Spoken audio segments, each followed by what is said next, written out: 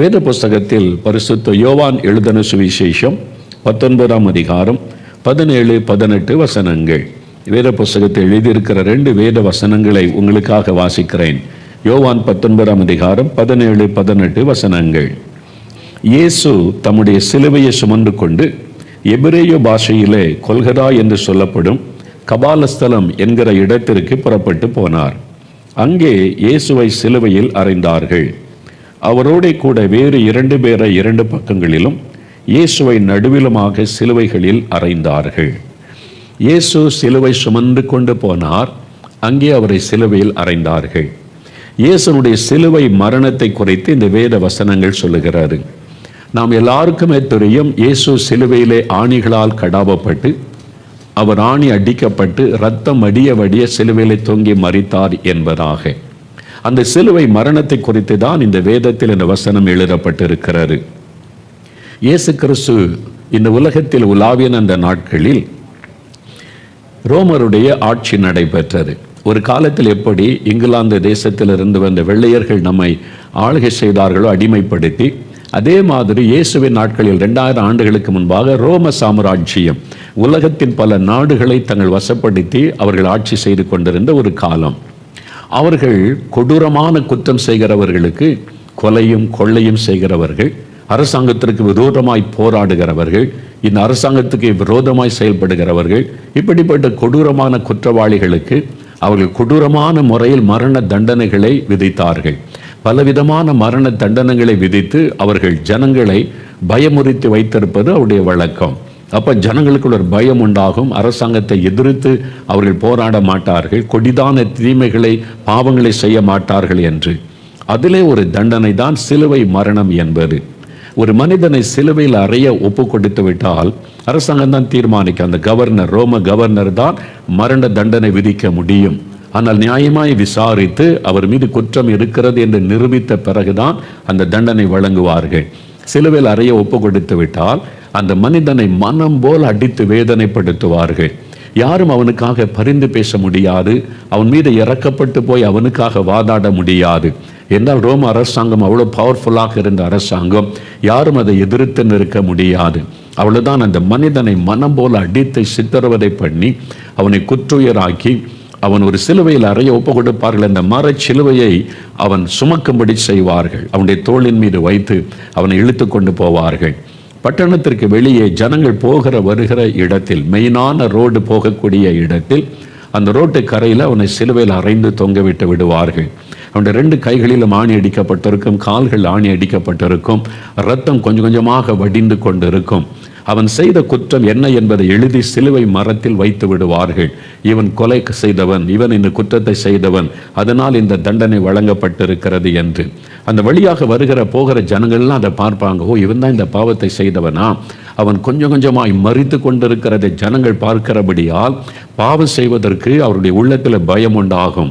அதாவது அரசாங்கத்துக்கு விரோதமாய் செயல்பட ஒரு பயம் உண்டாகும். அப்படி ஒரு கொடூரமான மரண தண்டனை தான் சிலுவை மரணம் என்பது.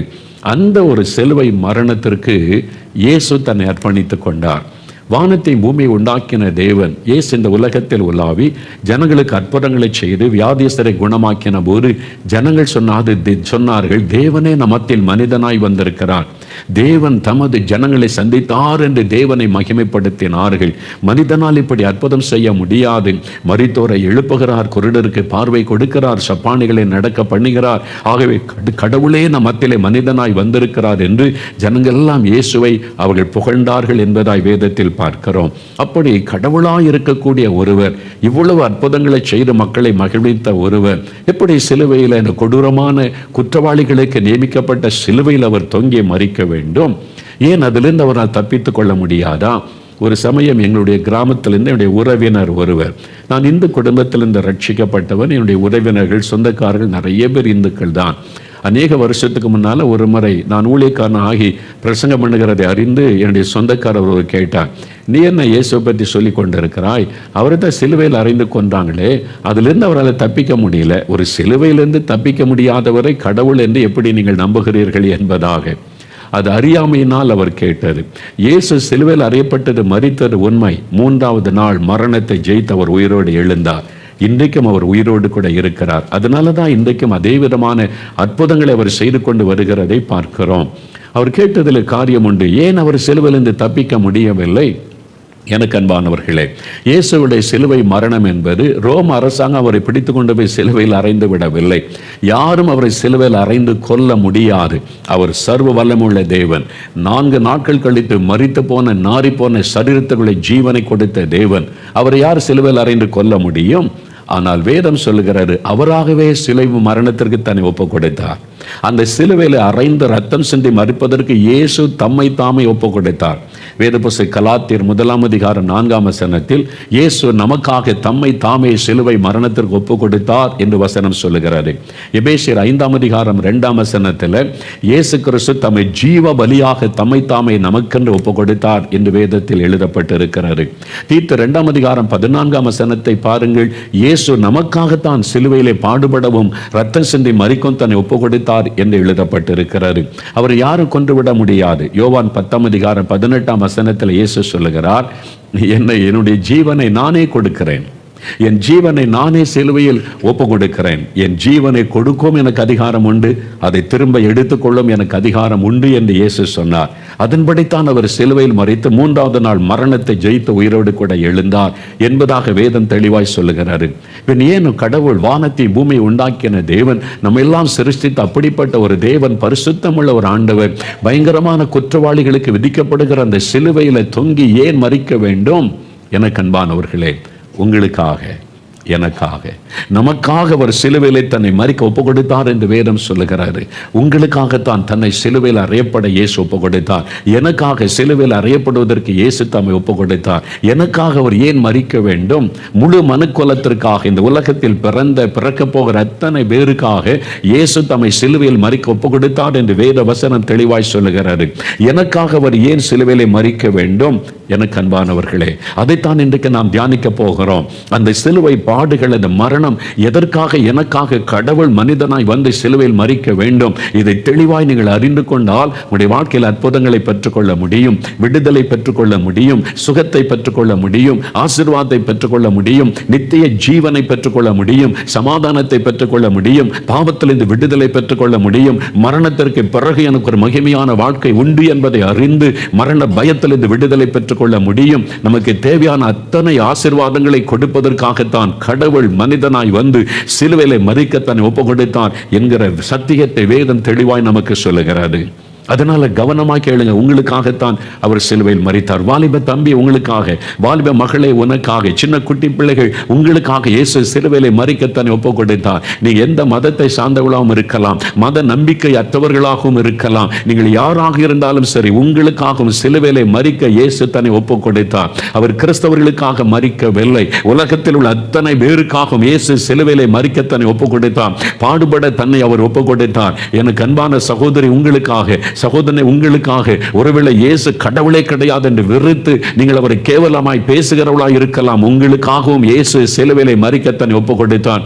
நீங்கள் ஆசீர்வதிக்கப்பட, நீங்கள் சுகத்தையும் சமாதானத்தையும் பெற்றுக்கொள்ள உங்களுக்காகவும் சிலுவையிலே மரிக்க அவர் தன்னை ஒப்பு கொடுத்தார் என்பதை வேத வசனம் தெளிவாய் சொல்லுகிறது. நமக்காக, உங்களுக்காக அவர் சிலுவையிலே மரிக்க தன்னை ஒப்பு கொடுத்தார். பாடுபடுவதற்கு தன்னை ஒப்பு கொடுத்தார். அவ்வளவு நன்மை செய்த, அற்புதங்களை செய்த ஆண்டவர் 3 ஆண்டு காலம் ஜனங்கள் மத்தியில் நன்மை செய்கிறவராய் சுற்றி திறந்து ஜனங்களுக்கு அற்புதங்களை செய்த ஆண்டவர் மேலே 150 கிலோ எடையுள்ள ஒரு பார சிலுவை வைத்தார்கள். அவரை அடித்து ராத்திரி எல்லாம் சித்திரவதை பண்ணி ரத்தம் அடிய வைத்து அவருடைய சரீரத்தை புண்ணாக்கின பிறகு அவர் மேல ஒரு பார சிலுவை வைத்தார்கள். அது 150 கிலோ எடையுள்ள சிலுவை என்பதாய் சொல்லப்படுகிறது. 15 அடி நீளமும் 8 அடி அகலம் கொண்டதான ஒரு பெரிய சிலுவை அவர் மேல வைக்கப்பட்டது. அதை சுமந்து கொண்டு அவர் அறையப்படுகிற இடத்திற்கு நடந்து போனார் என்பதாக வேதம் சொல்லுகிறாரு. அந்த கொல்கதா என்கிற அந்த மலை பகுதி, ஒரு அந்த மண்டை ஓடு போன்ற மலை பகுதி, அதுக்கு முன்னால தான் சிலுவையில் அறையப்பட்டார். இன்றைக்கும் எருசலேமில் அது இருக்கிறது. நான் அந்த இடத்துக்கு போய் இருக்கிறேன். மண்டை ஓடு போன்ற அமைப்புள்ள அந்த மலை பகுதி, இன்றைக்கும் எருசலேமில் இருக்கிறது இயேசு சிலுவையில் அறையப்பட்ட இடம், அவர் அடக்கம் பண்ணப்பட்டு உயிர்த்தெழுந்த இடம் இருக்கிறது. நான் நேரடியாக அதை பார்த்திருக்கிறேன். இந்த பைபிளில் சொல்லப்பட்டபடியே கபாலஸ்தலம் என்றால் மண்டை ஓட்டுக்கு தான் கபாலம் என்கிற பெயர். மண்டை ஓடு போன்ற அமைப்புள்ள அந்த மலை, அதுக்கு தான் கபாலஸ்தலம். அங்கே தான் இயேசு சிலுவையில் அறையப்பட்டார். அந்த இடத்திற்கு அவரை சிலுவையை சுமந்து கொண்டு போக அவரை இழுத்து கொண்டு போனார்கள். அவர் அந்த வேதனை, அந்த பாடுகளை சுமந்து கொண்டவராய், சிலுவை சுமந்தவராய் போய் தன்னை பலியாக அந்த சிலுவையில் அறையப்படுவதற்கு ஒப்பு கொடுத்தார். எதற்காக? இந்த சிலுவை மரணத்தை குறித்து நீங்கள் பார்க்கும்போது 3 முக்கியமான காரியத்தை நீங்கள் அறிந்து கொள்ள வேண்டும் என்று அதை குறித்து உங்களோடு பகிர்ந்து கொள்ள ஆவியானவர் எனக்கு கட்டளையிட்டார். அந்த 3 காரியத்தின் மூலமாய் நமக்கு கிடைக்கிற நன்மை, நமக்கு கிடைக்கிற ஆசீர்வாதம், உங்களுக்கு கிடைக்கிற ஆசீர்வாதம் என்ன, முழு மனு குலத்திற்கு கிடைக்கிற ஆசீர்வாதம் என்ன என்பதை நாம் அறிந்து கொள்ள போகிறோம். முதலாவது, அவர் சிலுவையில் சிந்தின ரத்தம். அவர் சிலுவையில் சிந்தின ரத்தம். 2வது, அவருடைய சரீரம் முழுவதும் அவர் ஏற்றுக்கொண்ட காயங்கள், தழும்புகள். 3வது, அவருடைய தலையிலே சூட்டப்பட்ட முள்முடி. இந்த 3 காரியத்தை குறித்து நான் உங்களுக்கு வேத வசனத்தில் இருந்தும் விளக்கமாய் சொல்லி நாம் இப்பொழுது ஜெபிக்க போகிறோம். முதலாவது, அவர் சிலுவையில் சிந்தின ரத்தம். பொதுவாக ஒரு மனிதனை சிலுவையில் அறைந்தால், நல்ல ஆரோக்கியமுள்ள மனிதனை சிலுவையில் அறையும் பொழுது 11 மணி நேரம் அந்த சிலுவையில் அவன் வேதனைப்பட்டு தன்னுடைய ஜீவனை வெறுத்து மரணம் அடைவான் என்பதாக சரித்திரம் சொல்லுகிறாரு. ஒரு மனுஷனுடைய சரித்திர அந்த ரத்தம் கொஞ்சம் கொஞ்சமாய் வடிந்து அவன் மரிப்பதற்கு 11 மணி நேரம் ஆகும் என்பதாய். ஆனால் இயேசு 33 வயதுள்ள நல்ல வாலிபர், திடகாத்திரமுள்ள ஒரு வாலிபர், எந்த நோயும் பலவீனமில்லாத ஒரு வாலிபர், அவரை சிலுவையில் அறைந்தபோது 6 மணி நேரம் அந்த சிலுவையிலே தொங்கினார். 6 மணி நேரம் அவரே தன் ஜீவனை விட்டார். என் ஜீவனை பிதாவையும் கையில் ஒப்பு கொடுக்கிறேன் என்று அவர் கதறிக்கொண்டு அழுது கொண்டு பயந்து கொண்டு மரிக்கவில்லை. காரணம், நமக்காகத்தானே மரிக்கத்தானே சிலுவையில் ஒப்பு கொடுத்தார். 6 மணி நேரம் அந்த சிலுவையில் அவர் தொங்கினார். அந்த சிலுவையில் தொங்கும் பொழுது அவருடைய சரீரத்தின் வடிந்த ரத்தம், அந்த ரத்தம் அது ரொம்ப முக்கியமானது. அவருடைய ரத்தம் சிந்தப்பட்ட விதத்தை வேதத்தில் பார்க்கிறோம். லூக்கா 22ஆம் அதிகாரம் 44ஆம் வசனத்தில் வேதத்தில் பார்க்கும் பொழுது, கெத்செமனே தோட்டத்தில் அந்த சிலுவையில் அறையப்படுவதற்கு முந்தின நாள் இரவு மிகுந்த பாரத்தோடு முழு உலகத்திற்காக அவர் திறப்பில் நின்று விண்ணப்பம் பண்ணி ஜெபம் பண்ணினதை வேதத்தில் பார்க்க முடியும். மிகுந்த வியாகுலத்தோடு பாரத்தோடு ஜெபிக்கும் பொழுது ரத்தம் சிந்தி அவர் ஜெபம் பண்ணினார். அங்கேயே அவருடைய ரத்தம் சிந்த ஆரம்பித்து விட்டதை வேதம் நமக்கு காண்பிக்கிறது. மற்ற 27ஆம் அதிகாரம் 26ஆம் வசனத்தை வாசிக்கும் பொழுது, இயேசுவை அங்கிருந்த மத தலைவர்கள் அவர் மேல பொறாமை கொண்டு ஜனங்கள் எல்லாம் இவருக்கு பின்னால் போகிறார்கள், அழித்து விட வேண்டும் என்று பொய்யான குற்றச்சாட்டுகளை சொல்லி அரசாங்கத்திடை அவர்கள் தூண்டி எழுப்பி அவர்களை கைது செய்ய வைத்து அரண்மனைக்கு கொண்டு வந்து வாரினால் அடித்தார்கள். 39 முறை, 1 குறைய 40 அடிகள் என்று வேதம் சொல்லுகிறது. 39 முறை வாரினால் அடித்து அவருடைய முதுகெல்லாம் கிழித்தார்கள். அவருடைய சரீரம் முழுவதிலும் சரீரம் காயப்படுத்தப்பட்டது. அங்கே அவருடைய ரத்தம் சிந்தினார். அரண்மனையிலே, அந்த கவர்னருடைய அரண்மனையிலே குற்றவாளிகளுக்கு தண்டனை கொடுக்கிற இடத்துல, வாரடி கொடுக்கிற இடத்துல அவருடைய ரத்தம் சிந்தப்பட்டது. அங்கே ரத்தம் சிந்தினார். மத்த 27ஆம் அதிகாரம் 29-30 வசனத்தை வாசிக்கும் போது அங்கே அவருடைய தலையிலே முள்முடி சூட்டப்பட்டது. அந்த முற்கள் கொடூரமான முற்கள். அதை கோலினால் அடித்த போது முற்கள் தலையில் பதிந்த போது அவருடைய முகமெல்லாம் ரத்தம் அடிய ஆரம்பித்தது. அவருடைய தலையிலிருந்தும் ரத்தம் அடிய ஆரம்பித்தது. இந்த யோவான் 19-17 வாசிக்கும் பொழுது, அவர் மீது ஒரு பாறை சிலுவை வைத்து எருசலேம் மீறி வழியாக இழுத்து கொண்டு போனார்கள். வீதி எல்லாம் அவருடைய ரத்தம் சிந்தப்பட்டு கொண்டே போனது. அவருடைய தலையிலிருந்து கால்கள் வரைக்கும் காயப்படுத்தப்பட்டு ரத்தம் சிந்து கொண்டே அவர் எருசலேம் மீறி வழியாய் நடந்து போனார். யோவான் 19ஆம் அதிகாரம் 18ஆம் வசனத்தில் கொல்கதா மேட்டருக்கு அருகில் வந்தபோது அவருடைய வஸ்திரங்களை எல்லாம் களைந்து அவருடைய கைகளிலும் கால்களிலும் ஆணி அடித்த பொழுது கைகளில் இருந்த ரத்தம் அடிய ஆரம்பித்தது, கால்களில் இருந்த ரத்தம் அடிய ஆரம்பித்தது. அந்த சிலுவையை தூக்கி நிறுத்தினார்கள். தலை முதல் கால் வரைக்கும் ரத்தம் அடிந்து கொண்டே இருக்கிறது. அந்த ரத்தம் கொல்கதா மேட்டிலே கொஞ்சம் கொஞ்சமாய் வடிய ஆரம்பித்தது. வேத புஸ்தகத்தில் யோவான் 19ஆம் அதிகாரம் 34ஆம் வசனத்தை வாசிக்கும் போது, இயேசு சிலுவையிலே மரித்து விட்ட போது, உண்மையாய் அவர் மரித்து விட்டாரா? இவ்வளவு சீக்கிரத்தில் எப்படி ஒரு மனிதன் மரிக்க முடியும்? 6 மணி நேரம் தானே ஆயிற்று அந்த போர் செய்வனுக்கு சந்தேகம். அதனால தன் கையில் இந்த ஈட்டி எடுத்து அவருடைய விழாவிலே அவன் குத்தினார். இயேசுடைய அவருடைய விழாவில் குத்தின போது அந்த ஈட்டி அவருடைய இருதயத்தை போய் துளைத்தது. வேதம் சொல்லுகிறது, அவருடைய சரீரத்தில் இந்த ரத்தமும் தண்ணீரும் வெளிவந்தது என்பதாய். அதற்கு மேல ரத்தம் இல்லை.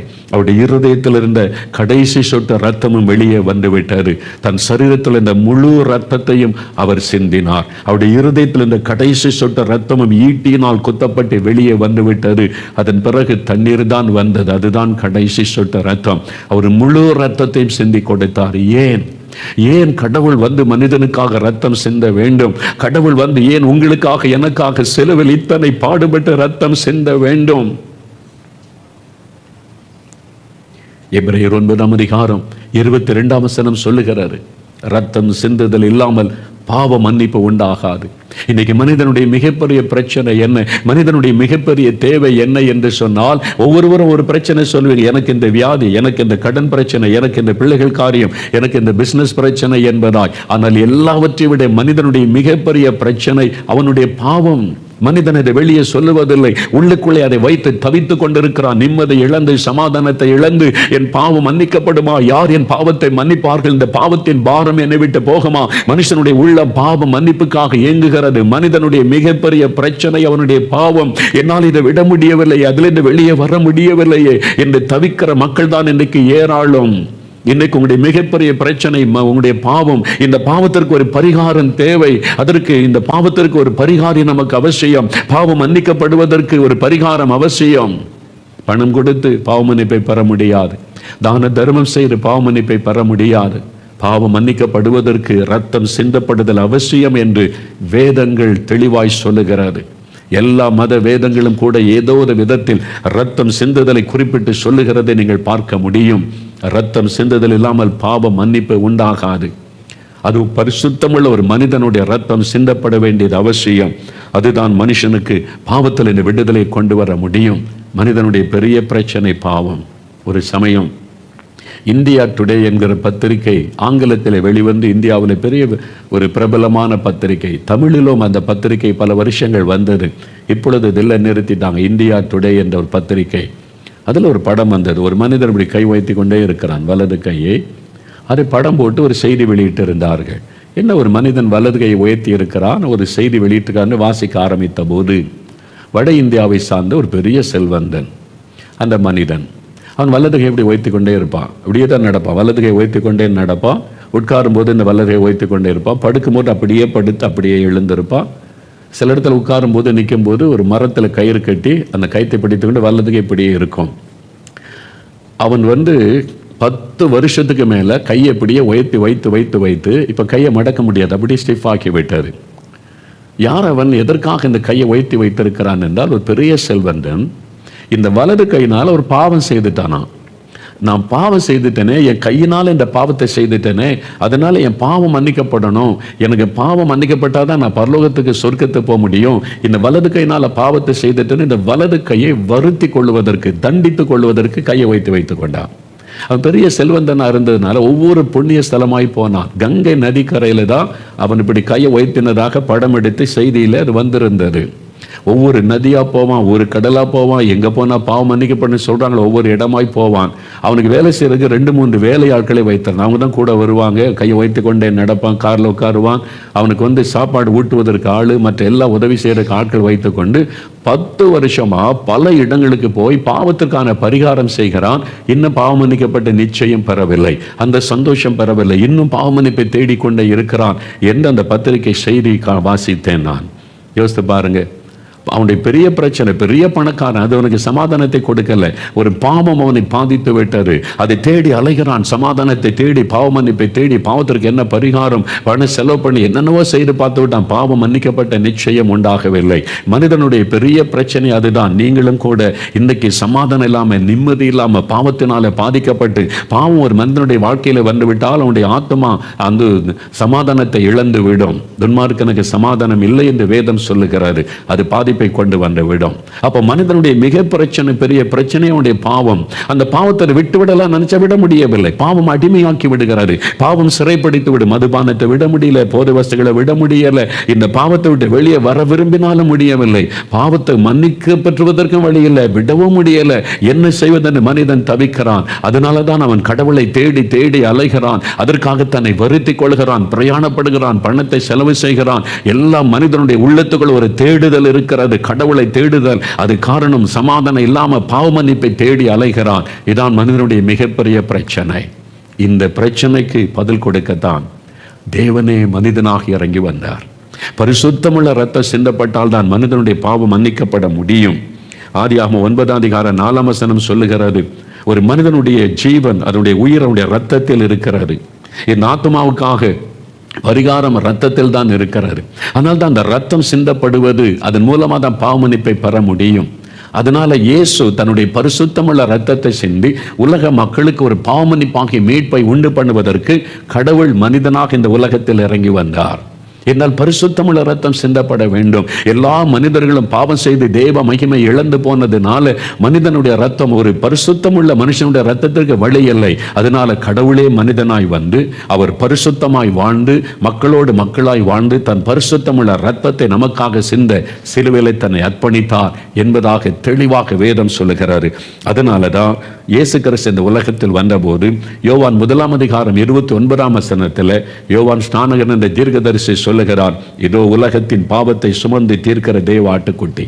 இந்த இயேசு தான் உலகத்தின் பாவத்தை சுமந்து தீர்க்க வந்த ஒரு தேவ ஆட்டுக்குட்டி என்பதாக சொல்லுகிறார். எபிரேயர் 9:12 வாசிக்கும் பொழுது இயேசு தன்னுடைய சொந்த இரத்தத்தினாலே நமக்கு மீட்பை உண்டு பண்ணினார். எபிரேயர் 9:12 நீங்கள் வாசிக்கும் ஒரு வசனம் சொல்லுகிறாரு, வெள்ளாட்டுக்கடா இளம் காளை இவர்களுடைய இரத்தத்தினாலே அல்ல, தம்முடைய சொந்த இரத்தத்தினாலே இயேசு நமக்கு நித்திய மீட்பை உண்டு பண்ணினார். அந்த நாட்களில் இன்னைக்கு ஏன் பலி செலுத்தப்படுகிறது?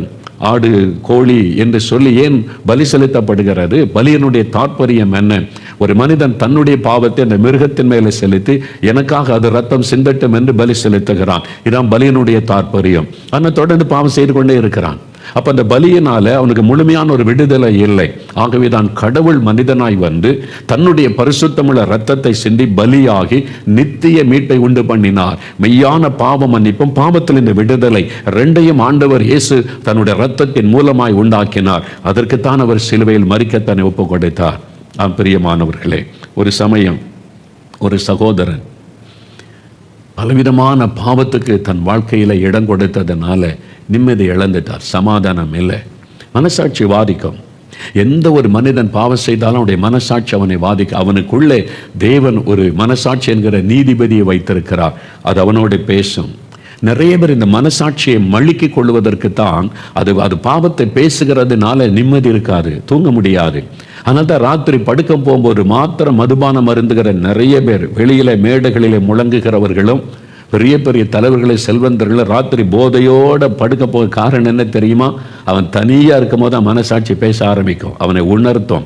நிம்மதி இருக்காது, சமாதானம் இருக்காது. பகல்ல மக்களோடு இருக்க வரைக்கும் ஜெய போடுறதுக்கு அவங்க கூட துணை நிற்கிற ஆள் இருக்கிறதுனால போயிடுவான். தனிமையாய் அவன் படுக்கைக்கு போகும்போது மனசாட்சி பேசி, நீ பாவம் செய்கிற, நீ லஞ்சம் வாங்குகிற, நீ ஊழல் பண்ற, நீ அநியாயம் பண்ற, உன்னை நம்புகிற மக்களுக்கு துரோகம் பண்ற, நீ ஏமாற்றி சம்பாதிக்கிற, நீ சமுதாயத்துக்கு தீமை செய்கிற, அந்த பாவம் உணர்த்தும். நீ குடிக்கிறனாலும் குடும்பம் பாதிக்கப்படுது, நீ இந்த பாவத்தை செய்யறதுனாலும் பிள்ளைகள் பாதிக்கப்படுது. மனசாட்சி உணர்த்தும். அது அந்த மனசாட்சி பேசுவதை கேட்காம இருக்கதா மனிதன் போதையோட கூட படுக்கைக்கு போகிறான். நிறைய பேருடைய நிலைமை அது. நீங்க வெளியில பாக்குறீங்களே, பெரிய பெரிய கோடீஸ்வரர்கள், பெரிய பெரிய அரசியல் தலைவர்கள் மேடையிலெல்லாம் முழங்குவாங்க. தனிமையில ராத்திரி என்ன பண்ணான்னு கேட்டு பாருங்க, நல்ல போதையில தான் படுக்க போவான். அதனுடைய ரகசியம், தேவன் அவனுக்குள்ள ஒரு மனசாட்சி வச்சிருக்கிறார். அவனுடைய அந்த மனசாட்சி அவனோடு பேசும், அவனை குற்றப்படுத்தும். அது கேட்காமல் இருக்குதான் போதையோட தூங்க போறதே நிறைய பேருடைய காரியம். நிம்மதி இல்லைன்றான், சமாதானம் இல்லை, அதுக்கு தான் குடிக்கிறேன்றான், அதுக்கு தான் போதை வஸ்துக்களை பயன்படுத்துறான். எதனால நிம்மதி இல்லை? பாவம். அவளுக்கு தெரியும், அந்த பாவத்தின் நிமித்தமாக தான் நிம்மதி இல்லை. பாவம் பாதிப்பை உண்டாகி மனுஷனுடைய மிகப்பெரிய பிரச்சனையே அவனுடைய பாவம் தான். அதிலிருந்து ஒரு விடுதலை பெறணும் என்பதுதான் மனுஷனுடைய ஏக்கம். அதற்கு ஒரே ஒரு வழி, ஒரே ஒரு பரிகாரம், இயேசு கிறிஸ்து மாத்திரம்தான். எபிரேயர் 9:14 வாசிக்கும் போது, இயேசு சிலுவையில் சிந்தின இரத்தத்தின் மூலமாய் நம்முடைய மனசாட்சியை அவர் சுத்திகரித்து குற்ற மனசாட்சியை மாற்றி நமக்குள்ள ஒரு மகிழ்ச்சியை கொடுக்கிறார். அந்த இயேசு கிறிஸ்துவின் இரத்தம் ஒரு மனிதனுடைய இருதயத்தை கழுவி சுத்திகரிக்கும் போதுதான் குற்ற மனசாட்சி மாறி நான் தேவனுடைய பிள்ளை என்கிற சந்தோஷமும் என் பாவம் மன்னிக்கப்பட்டு விட்ட அந்த நிச்சயமும் உண்டாகும். அதுதான் பாவ மன்னிப்பின் சமாதானம், அதுதான் நிம்மதி, அதுதான் தெய்வீக நிம்மதி. அது கிடைக்காம தான் நிறைய பேர் பக்தியோட என்னென்னவோ செய்து பார்க்கிறாங்க, திருப்தி இல்லை.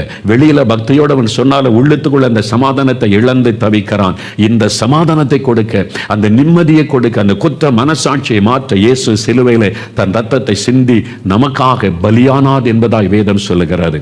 ஒரு சகோதரர் வந்தார் பாருங்க, நிம்மதி இல்லை, சமாதானம் இல்லை, மதுபானம், போதை வஸ்துகள், மனசாட்சி வாதிக்குது, அவரால் குடும்பம் பாதிக்கப்படுது, பெற்றோர் பாதிக்கப்படுறாங்க, குடும்பம் பாதிக்கப்படுறாங்க, நிம்மதி இல்லை, சமாதானம் இல்லை. இந்த பாவத்தினால தானே பாதிப்பு, இதை விட்டுலாம் நினைச்சா விட முடியல. அந்த பழக்கம் அவரை அடிமைப்படுத்தி விட்டது. பாவத்துக்கு ஒரு வல்லமை உண்டு, அதை நம்ம அடிமைப்படுத்தி விடும். நீதிமொழிகள் 5:22 வேதம் சொல்லுகிறது, துன்மார்க்கனுடைய அக்கிரமங்கள் சூழ்ந்து கொள்ளும், அவன் பாவ கயிறுகளால் கட்டப்படுகிறான், ஒரு கயிற்றை போல அதை கட்டிவிடும். விடுதலை விடுவித்திரணும், அதை விட்டுறணும்னு நினைக்கும் போது விட முடியாது, அது தொடரும். விடணும்னு நினைக்கிற முடியலையே அவனுடைய உள்ளம் தவிக்கும். இதுதான் இன்றைக்கு மனிதனுடைய மிகப்பெரிய பிரச்சனை. இதற்கு பதில் கொடுக்கத்தான் இயேசு சிலுவையிலே மரித்து நித்திய மீட்பை, விடுதலையை சிலுவையிலே உண்டு பண்ணினார். அந்த சகோதரர் வந்து வேதனையோடு அழுத போது சொன்னேன், நீங்க மெய்யா இதுல இருந்தெல்லாம் விட்டு நிம்மதி பெறன்னு விரும்புறீங்களா? ஆமா, நான் விரும்புறேன், நான் முயற்சி பண்ணி பார்த்துட்டு என்னால விட முடியலையே. ஒரு வழி இருக்குது. என்ன வழி? உங்களுடைய பாவத்தை சிலுவையிலே சுமந்து தீர்த்த ஒருவர் இருக்கிறார். அவர் தான் உங்களுக்கு பாவ மன்னிப்பையும் தர முடியும், பாவத்தில் இந்த விடுதலையும் தர முடியும். இல்லை, நான் பல விதத்தில் பல இடத்துல முயற்சி பண்ணி பார்த்துட்டேன்னு, எங்க என்ன முயற்சி பண்ணினாலும் தற்காலிகம்தான். நிரந்தரமான விடுதலை இயேசு ஒருவரால் தான் தர முடியும். உங்களுக்கு அந்தந்த நேரம் ஒரு சந்தோஷம் கிடைச்ச மாதிரி தெரியும், அவ்வளவுதான். ஆனால் அது நீடித்திருக்காது. நிரந்தரமாய் பாவத்தில் இந்த விடுதலையும் அந்த பாவ மன்னிப்பின் சமாதானத்தை பெற்றுக்கொள்ள ஒருவரால் தான் முடியும். என்னால் அவர் நமக்கு பரிகாரியாக சிலுவையில் தன்னை பலியாய் கொடுத்தவர், அவரால் தான் முடியும். என்ன செய்யணும்? அவர்கிட்ட போய் முழங்கால் போட்டு உங்க பாவத்தை அறிக்கை செய்து ஜெபம் பண்ணுங்க. தன் பாவத்தை மறைக்கிறவன் வாழ்வடைய மாட்டான், அறிக்கை செய்து விட்டு விடுகிறவன் இறக்கம் வருவான் என்று வேதம் சொல்லுது. நீங்க பணம் கொடுத்துலாம் பாவ மன்னிப்பு வாங்க முடியாது. கடவுள்கிட்ட போய் பணம் கொடுத்துலாம் நீங்க சமாதானத்தை வாங்க, அது இலவசம். மனிதனுக்கு தேவையான உயிர் வாழ்வதற்கு தேவையான எல்லாம் இலவசமாய் கர்த்தர் வைத்திருக்கிறார். பாருங்க, உலகத்தை சிருஷ்டித்த தேவன் மனிதன் வாழ சுவாசிப்பதற்கு காற்று வேணும், அது இலவசம். மனிதன் உயிர் வாழ சூரிய வெளிச்சம் வேணும், அது இலவசம்.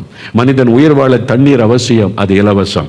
எதெல்லாம் அடிப்படை தேவை எல்லாம் இலவசமாய் தேவன் மனிதனுக்கு ஏற்பாடு செய்து கொடுத்தார். அதே மாதிரி சமாதானம், பாவ மன்னிப்பு இலவசம். பணம் கொடுத்து வாங்க முடியாது, காசு கொடுத்து வாங்க முடியாது, அது இலவசமாய் தேவன் கொடுக்கிற ஆசீர்வாதம். அதற்காகத்தான் இயேசு மெய்யான அந்த கடவுள் வந்து மனிதனுக்காக தன்னை சிலுவையிலே பலியாய் கொடுத்தார். அந்த சகோதரர்கிட்ட சொன்ன போது, எனக்கு எப்படி ஜெபிக்கன்னு தெரியாது, இப்ப ஏன்ட்டு சொல்றீங்களே, அதே மாதிரி இயேசுகிட்ட சொல்லுங்க என்ன. சரி, நீ போன ராத்திரில முழங்கால் போட்டு, இயேசுவே நான் இந்த மாதிரி பாவத்தில் வாழ்றேன், நிம்மதியாகவும் இருக்க முடியல, அதை விடவும் முடியல, எனக்கு என்ன பண்ணன்னு தெரியல, எனக்கு நீங்க ரட்சிக்கிறவர், பாவத்தை மன்னிக்கிறவர் சொன்னாங்களேன்னு ஜெபிக்க ஆரம்பித்தார். திடீரென்று பரிசுத்த ஆவியானவருடைய பாவத்தை உணர்த்தின உடனே ஒரு பாரம், அந்த பாவத்தின் விளைவை அவர் அறிந்ததுனால கதறினார். நான் செய்த பாவம் ரொம்ப பெருசு, என் பாவத்துக்கு வேண்டிய தண்டனை கொடுங்க.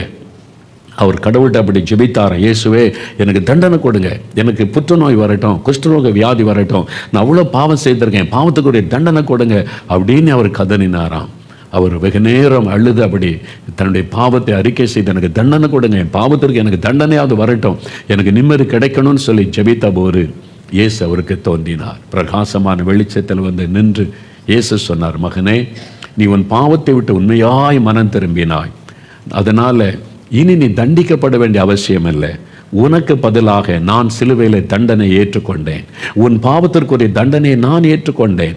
உன் கைகள் செய்த பாவத்திற்கு என் கைகளை ஆணியடிக்க ஒப்பு கொடுத்தேன். நீ ஓடி ஓடி செய்த பாவத்திற்காக என் கால்களை ஆணியடிக்க ஒப்பு கொடுத்தேன். நீ சிந்தித்து செய்த பாவத்திற்காக என் தலையிலே முள்முடியை ஏற்றுக்கொள்ள என்னை ஒப்பு கொடுத்தேன். உனக்காக உன் பாவத்திற்கான தண்டனையை நான் சிலுவையில் ஏற்றுக்கொண்டேன். எதற்கு தெரியுமா? உன்னை மன்னிப்பதற்காக. நான் உன்னை மன்னிக்கிறேன், இனி பாவம் செய்யாதே. அந்த நாளில் ஒரு பெரிய மாற்றம் வந்தார். ஒரே ராத்திரிக்குள்ள அவருடைய லைஃபை டோட்டலாக சேஞ்ச் ஆகிவிட்டார். அந்த பாவத்தின் பாரம் போய் ஒரு சமாதானம் உள்ளத்தில், ஒரு பெரிய மகிழ்ச்சி, அந்த ஆத்ம அமைதி, நிம்மதின்றாங்க பாருங்க, ஒரு பெரிய சந்தோஷம் உள்ளத்தில் உண்டாயிட்டான். அவர் என்னை சந்திக்கும் போது சொன்னார், அவ்வளோ பெரிய மகிழ்ச்சி வந்து விட்டாரு. அது மாத்திரம் இல்லை, இப்போ அந்த குடிக்கிறவனுடைய எண்ணமே எனக்கு வரல, போதை வஸ்துகளை பயன்படுத்துகிற சிந்தையே வரல, அது இல்லாமல் என்னால் இருக்க முடியாதுன்னு நினைச்சேன். இயேசு அதெல்லாம் எடுத்து போட்டு விட்டார். இயேசு செய்கிற அற்புதம், முதலாவது நாம் இதுவரை செய்த பாவத்தை மன்னித்து பாவத்தில் விடுதலை தருகிறவர். அதுதான் இயேசு செய்கிற அற்புதம். இன்னைக்கு மனிதனுடைய மிகப்பெரிய பிரச்சனைக்கு பதில் இயேசு கிறிஸ்துவினுடைய சிலுவை. அந்த சிலுவை அண்டை ஒருவன் வந்து நின்று, எனக்காக என் பாவத்தை சிலுவையில் சுமந்தீரே, உம்முடைய ரத்தத்தை சிந்தினீரே, அந்த ரத்தத்தின் வல்லமையினால் என்னை கழுவும், என் இருதயத்தை கழுவும், இந்த பாவத்தின் விடுதலை தாரும் என்று ஜெபித்து விட்டால் உடனே விடுதலை. இன்றைக்கு உங்களுக்கு விடுதலை, இன்றைக்கு உங்களுக்கு பாவ மன்னிப்பை இயேசுதான் தர முடியும். என்றால் அவர்தான் சிலுவையில் உங்களுடைய பாவத்தை சுமந்தவர். இன்றைக்கு உங்களுடைய வாழ்க்கையில் காணப்படுகிற அத்தனை பாவத்தையும், அது கண்களின் இச்சையா இருக்கலாம், மாமிச இச்சைகளாக இருக்கலாம், பெருமை, பொறாமை, கோபம், எரிச்சல், மதுபானம், எந்த விதமான பாவமாக இருந்தாலும் சகல பாவங்களை சிலுவையில் சுமந்தித்து விட்டார் என்று வேத வசனம் சொல்லுகிறது. எந்த பாவத்தை மன்னித்து எந்த பாவியான மனுஷனுடைய வாழ்க்கையில் சமாதானத்தை கொடுக்க இயேசுவால முடியும். செய்ய வேண்டிய காரியம் ஒன்னே ஒன்று தான், இயேசுவே நான் பாவி, இந்த பாவத்திலிருந்து எனக்கு விடுதலை கொடுங்க, மன்னிச்சிருங்கன்னு சொல்லி மனம் திரும்பி ஒப்பு கொடுக்கும் பொழுது இயேசு மெய்யான சமாதானத்தை நமக்கு தருகிறார். அதுக்குத்தான் அவர் சிலுவையிலே தன்னை பலியாய் ஒப்பு கொடுத்து நம்முடைய பாவங்களை சுமந்தார். இரண்டாவது, மனிதனுடைய அடுத்த பிரச்சனை என்ன தெரியுமா? வியாதி. மனிதனுடைய அடுத்த பிரச்சனை வியாதி, நோய். நோய் இல்லாத குடும்பத்தை இன்றைக்கி பார்ப்பது அரிதாக இருக்கிறது. ஒரு வியாதிப்பட்டு விட்டால் குடும்பமே கலங்குகிறது, பாதிப்பு உண்டாகிறது. இயேசு கிறிஸ்து சிலுவையில் நீங்கள் நோக்கி பாருங்க, ரத்தம் சிந்தினார். அடுத்தது ஏசாயா 53ஆம் அதிகாரம் 5ஆம் வசனத்தில் வேதத்தை நீங்கள் வாசிக்கும் போது ஆண்டவருடைய வார்த்தை சொல்லுகிறாரு, நம்முடைய மீறுதல்களின் நிமித்தம் அவர் காயப்பட்டு நம்முடைய அக்கிரமங்களின் நிமித்தம் அவர் நொறுக்கப்பட்டார். நமக்கு சமாதானத்தை உண்டு பண்ண ஆக்கின இயேசுவின் மேல் வந்தது. இயேசுவின் தழும்புகளால் குணமாகிறோம், அவருடைய தழும்புகளால் குணமாகிறோம். அந்த சிலுவையில் ரத்த சிந்தனது மாத்திரம் அல்ல, அவர் தழும்புகளை ஏற்றுக்கொண்டார். இன்றைக்கும் அவருடைய கையிலே ஆணி கடாவப்பட்ட அந்த தழும்புகள் உண்டு, அவருடைய தலையிலே முள்முடி சூட்டப்பட்ட தழும்புகள் உண்டு, அவருடைய விழாவிலே ஈட்டியினால் குத்தப்பட்ட தழும்புகள் உண்டு, அவருடைய முதுகெல்லாம் வாடினால் அடிக்கப்பட்ட அந்த தழும்புகள் உண்டு. ஒரு காயம் ஏற்பட்ட போது காயம் மாறினால் அந்த தழும்புகள் இருக்கும். அதே மாதிரி இயேசுடைய சரீரத்திலே தழும்புகள் இருக்கிறது. இன்றைக்கும் அந்த தழும்புகள் இருக்கிற 2000 வருஷமாகவும் அந்த தழும்புகள் இருக்கிறது. எதற்காக அந்த தழும்புகள்? அந்த அழகான ஆண்டவருடைய சரீரத்தில் ஏன் இந்த தழும்புகள்? அவருடைய தழும்புகளால் நாம் குணமாகிறோம், நம்ம வியாதிலிருந்து சுகத்தை பெற்றுக் கொள்கிறோம். அதற்குத்தான் அவர் தழும்புகளை ஏற்றுக்கொண்டார். நம்முடைய ஆத்மாவில் இருக்கிற பாவ கரைகளை நீக்க ரத்தத்தை சிந்தினவர். நம்முடைய சரீரத்தில் இருக்கிற நோயின் வேதனைகளை மாற்ற அவருடைய சரீரத்தை அடித்து நொறுக்குவதற்கு ஒப்பு கொடுத்து அவர் தழும்புகளை ஏற்றுக்கொண்டார். அவருடைய தழும்புகளால் குணமாகிறோம். யோவான் 20:27 வாசித்து பாருங்க. இந்தியாவிற்கு இயேசுவை அறிவிக்க வந்த தோமாவிற்கு அவர் சொன்னார், இயேசு முதல் முறை உயிர்த்தெழுந்து தன் சீஷர்களுக்கு வெளிப்பட்ட போது தோமா அங்கே இல்லை, வெளியில போயிருந்தார். அவங்களாம் சொன்னாங்க, இயேசு உயிரோடு இருக்கிறார், உயிர்த்தெழுந்துட்டார், நாங்கள் பார்த்தோம்னு சொன்னப்ப நான் நம்ப முடியாது, அவரை தான் சிலுவையில் இருந்து கல்லறையில் அடக்கம் பண்ணியாச்சு, நம்ம பார்த்தோமே, இல்லை இப்போ உயிரோடு இருக்கிறார், நீங்க ஏதாவது ஆவியை பார்த்துருப்பீங்கன்னு சொன்னார்.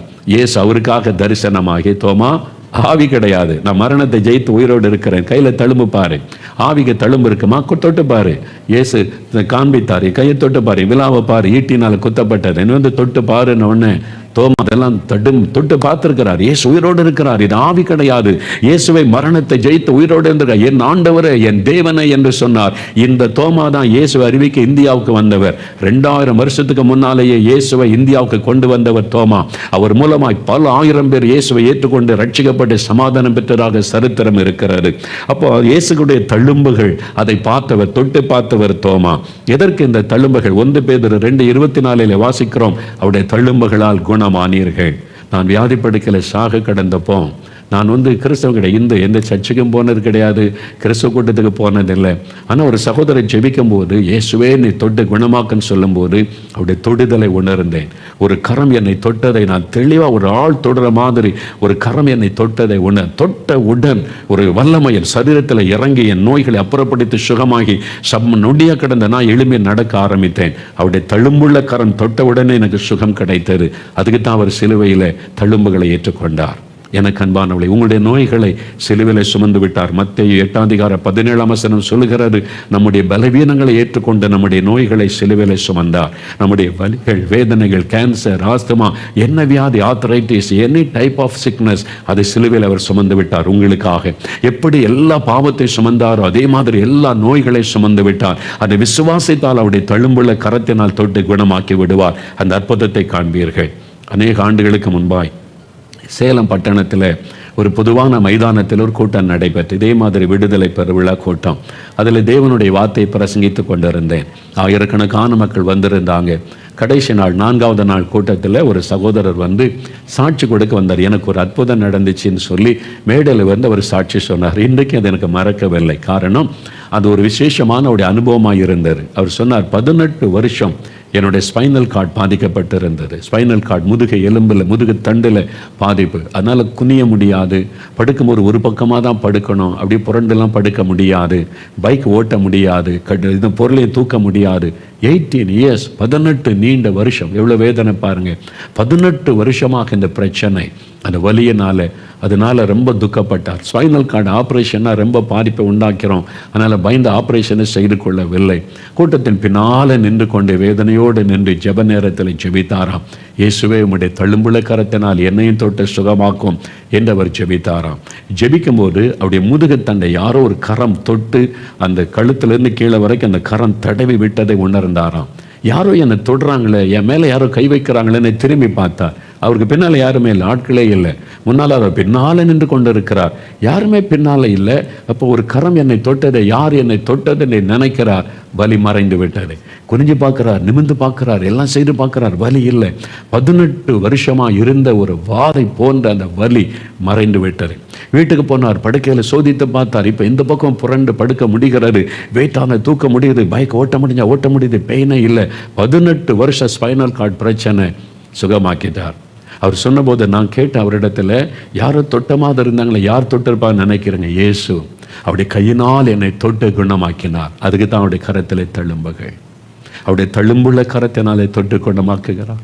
நீங்கள் அதை விசுவாசித்து, இயேசுவே எனக்காக சிலுவையில் நீங்கள் ரத்தம் சிந்தி மறித்து தழும்புகளை ஏற்றுக்கொண்டீங்க, உங்கள் கரத்தினால் என்னை தொடுங்க, நான் சுகமாயிருவேன் விசுவாசித்தீங்கன்னா இன்றைக்கு அந்த அற்புதம் உங்களுக்கு நடக்கும். அவர் உங்களை தொட ஆயத்தமாக இருக்கிறார். அநேகர் வந்து சாட்சி சொல்லும்போது சொல்லும், யாரும் என்னை தொட்ட மாதிரி இருந்துச்சு, நான் சுகமாயிட்டேன், ஒரு கரம் என்னை தொட்டது, நான் சுகமாயிட்டேன். இன்றைக்கும் இயேசு ஜனங்களை தொட்டு குணமாக்குகிறார். அதற்குத்தான் அவருடைய கரத்தில் தழும்புகள். இன்றைக்கு உங்களை தொடுவார், உங்களுடைய குழந்தைகளை தொடுவார், வியாதி படுக்கையில் இருக்கிற உங்களை தொடுவார், உங்களை குணமாக்குவார். அதற்கு தான் சிலுவையிலே தன் கைகளை ஆணிடிக்க ஒப்பு கொடுத்தார். ஒரு சமயம் ஒரு தாயார் வந்தாங்க, வயசான தாயார், ரொம்ப படிப்பறிவுலாம் இல்லை, பேசும்போதே தெரிந்தது. மேடையில் வந்து தனக்கு நடந்த ஒரு அற்புதத்தை சொன்னாங்க. என்ன நடந்ததம்மான்னு கேட்டவங்க சொன்னாங்க, என் காலில் வந்து சரும நோய், கருப்பாக அந்த சரும நோய் அது இருந்துச்சு, ஊரல் எடுக்கும், அப்படியே ரத்தம் கசியும், புண்ணாக இருக்கும். ஏதோ டாக்டர்ல காமிச்சு மருந்து போட்டால் கொஞ்சம் காயும், ஆனால் அந்த கருப்பு போகாது, கருப்பாகவே இருக்கும். அப்பப்போ அந்த நமைச்சல் வரும், அது இச்சிங் வரும், அது உயிர் போகிற மாதிரி இருக்கும். அதனால அந்த வந்து சொரிஞ்சா அவ்வளோ ரத்தமாக சலமாக வரும். அந்த புண் என்னுடைய பாதத்துக்கு மேல் பகுதியில், முழங்காலுக்கு கீழே அந்த பகுதியில் இருந்தது. பல வருஷமாக வேதனை, நரக வேதனை தான். அது வந்துட்டா ராத்திரி பகலாக ஊரல் எடுத்துக்கொண்டே இருக்கும். ரொம்ப கஷ்டம், புண்ணா வேற வந்துடும் ஊரல் பண்ணால். ரொம்ப கஷ்டப்பட்டேன் பல வருஷமாக. மருந்துகள் மாத்திரைகள் எடுத்து சுகம் உண்டாகலை. அந்த வேதனையோடு வந்த புண்ணோடு நான் வந்தேன். அந்த புண் அப்படியே அழுகி ஊரல் எடுத்துக்கொண்டே இருந்தது. அதோடு தான் நான் வந்தேன். வந்து நிற்கும்போது ஆண்டவர்கிட்ட அழுதேன், இயேசுவே எல்லாரையும் சுகமாக்குறீங்க, நீங்கள் தொட்டு நிறைய பேர் குணமாக்கியிருக்கீங்கன்னு சொல்கிறாங்க, என் காலில்படி கஷ்டப்படுறேனே, என்னால் நடக்கிறதுக்கும் கஷ்டம், ஊரல் தாங்க முடியல. அது இந்த புண்ணு அழுகி ஒரு பக்கம் நாட்டம் எடுக்கிறது, ஒரு பக்கம் சலமாய் வருது, என்ன அப்படி நரக வேதனைப்படுறேன்னு, என்னை தொட்டு குணமாக்குங்கன்னு சொல்லி சிலுவையில் எனக்காக மறிச்சிங்களே, என் நோயை சுமந்தீங்களே, என்னை குணமாக்குங்கன்னு ஜெபிச்சேன். அப்போ வந்து என் காலை யாரும் தொட்டாங்க. நான் தொடுற மாதிரி உணர்ந்தேன். நான் கண்ணை திறந்து பார்த்தேன், யாரும் தெரியல. ஆனால் என் காலை ஒரு கை தொடுவதை நான் உணர்ந்தேன். அப்போ நான் உடனே பார்க்குறேன், அந்த புண்ணு மறைஞ்சிட்டு, அந்த கருப்பு மறைஞ்சிட்டு, நார்மல் ஆயிட்டு. எனக்கு ஆச்சரியம். அவங்க வந்து மேடையில் சொல்கிறாங்க சந்தோஷமா, இப்போ பாருங்கள் காலில் அந்த அடையாளமே இல்லை. அப்போ நான் கேட்டேன், ஆண்டவர் சுகம் கொடுத்தார், உண்மைதான். இந்த அற்புதங்களை நான் நிறைய பார்த்துருக்கிறேன். இயேசு தொட்டோன்னு அற்புதம் நடக்கிறாரு. புண்ணு மறைஞ்சிட்டு, அந்த தோல் இருக்கிற கருப்பு மறைஞ்சிட்டு, பல வருஷமாக அந்த அரிப்பெல்லாம் மறைஞ்சிட்டு. அப்போ நான் அவங்க சொன்னது ஒரு காரியம் ஆச்சரியம், யாரோ என் காலை தொட்டாங்கன்னு. நான் திருப்பி கேட்டேன், உங்கள் தலையில் யாரோ தொடுற மாதிரி இருந்துச்சா, காலை தொடுற மாதிரி இருந்துச்சா? இயேசு தலையில் கை வச்சா கூட என்ன டிசீஸ் மறைஞ்சிரும்.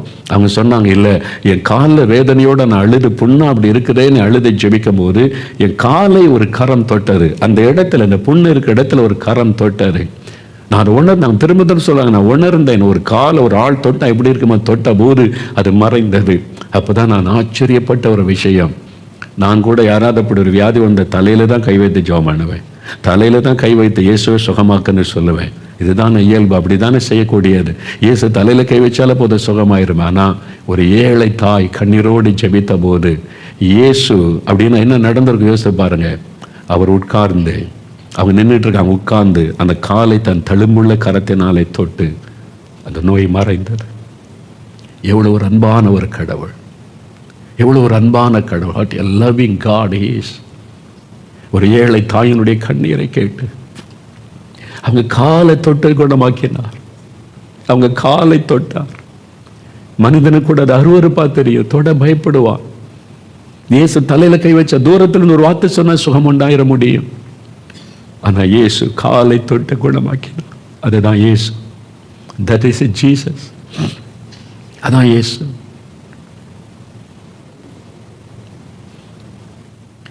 மார்க் 1:40-41 பார்த்தீங்கன்னா ஒரு குஷ்டரோகி வியாதி, சரீரம் அழுகிய நாற்றம் எடுக்குது. அந்த நாட்கள் அது தீட்டான வியாதி. யாரும் குஷ்டரோகி கூட்ட பக்கத்தில் போக மாட்டாங்க. அவன் இயேசுவேன்னு கூப்பிடுகிறான். இயேசு தூரத்துலேருந்து அவனை குணமாக்கி இருக்கலாம். இயேசு கிட்ட மனதுருகி அவன் கிட்ட போய் அவனை தொட்டு குணமாக்கினார்.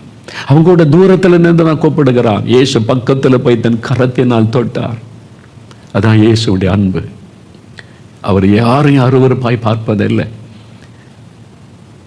அவர் எல்லாரையும் நேசிக்கிறவர். உங்களை அவர் நேசிக்கிறார்.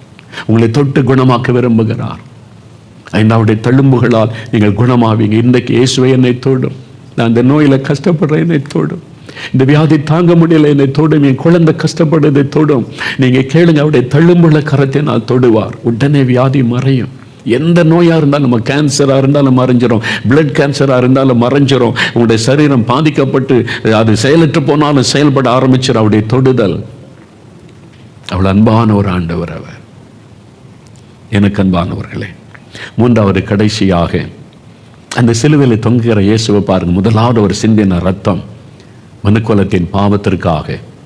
இரண்டாவது ஒரு ஏற்றுக்கொண்ட காயங்கள், தழும்புகள் நம்மை தொட்டு நோயிலிருந்து விடுதலை கொடுக்க. மூன்றாவது யோவான் 19:2-5 நீங்கள் வாசிக்கும் போது, போர் சேவகர் முள்களினால் ஒரு முடியை பின்னி அவர் சிரசின் மேல் வைத்து சிகப்பான ஒரு அங்கியை அவருக்கு உடுத்தினார்கள். முற்களினால் ஒரு முடியை பின்னி, அவர் யூதருடைய ராஜா என்று அவங்க எல்லாம் கேலி பண்ணுவதற்கு, ராஜான்னா ஒரு முடி இருக்கணும், கிரீடம் இருக்கணும்ல, அதனால அவருக்கு முள்னால ஒரு கிரீடம் வைக்கலாம் பரிகாசம் பண்ணுவதற்கு அந்த போர் சேவகர்கள் ஒரு முள்ளுகளினால ஒரு முடியை பின்னி, அது கொடூரமான முள், அது விஷத்தன்மையுள்ள ஒரு முள் என்று சொல்லப்படுகிறது. சில தேசத்தில் நிறைய முற்கள் இருக்கிறது. இந்த முள் வந்து ஆணி மாதிரி இருக்கும். நாங்கள் போயிருக்கும் போது பார்த்துருக்கிறேன். ஆணி மாதிரி ஸ்ட்ராங்கா இருக்கும் அந்த முள்.